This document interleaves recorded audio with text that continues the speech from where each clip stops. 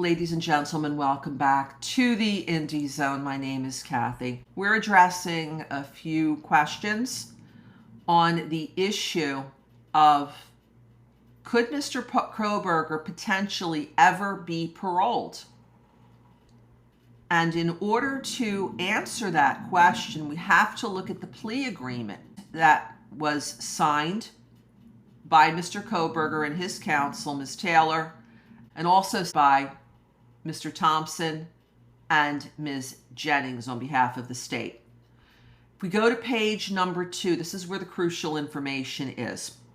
The agreement is, paragraph 1, the defendant will enter guilty pleas for the following counts. And then, referring back to the indictment, this is what Mr. Kohberger was to stand trial for, the counts that were contained in the May 16, 2023 indictment returned by the Latah County Grand Jury that charged him with burglary for the first count, unaliving count 2 of Madison, unaliving count 3 as to Kaylee, unaliving count 4 as to Xana, and unaliving count 5 as to Ethan. If you look at that paragraph, and also with more detail at the indictment, you'll see the statutes that are referenced here for these 5 counts. So Mr. Kohberger has agreed to change a plea. There were 5 not guilty pleas that were entered onto the record at his arraignment after the indictment was returned back in May of 2023. You can read the indictment by going to the Idaho Cases of Judicial Interest, pull up Idaho versus Kohberger, the docket, go back to May 16th, 2023, and that's when the indictment was filed. And then the following week, there's some minutes from the arraignment where you can read that John Judge asked Mr. Kohberger how he pled to those 5 counts. He said nothing.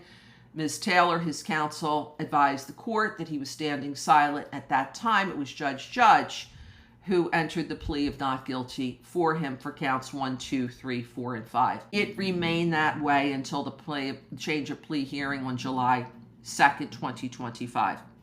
Next paragraph 2. This is page 2 of the plea agreement.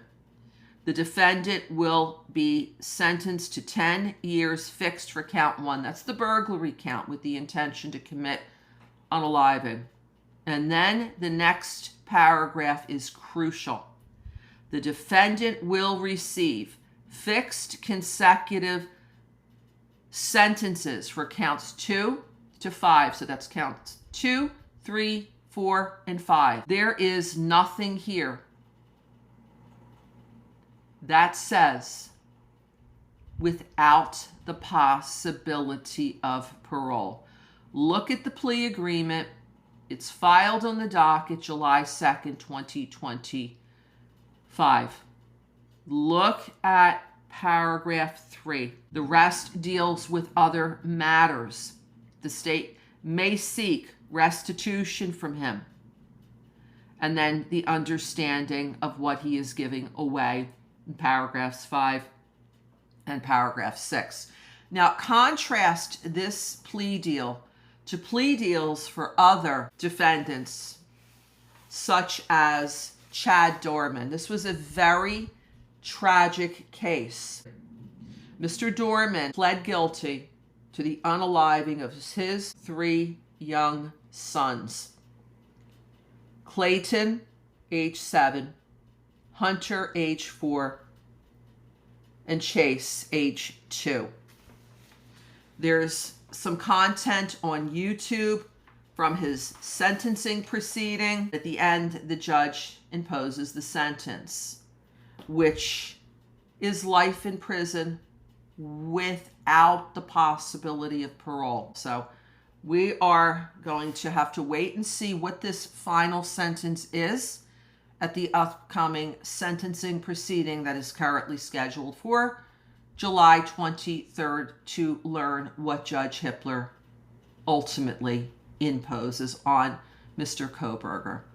This will now conclude this episode of the Indie Zone. Thank you for joining us today.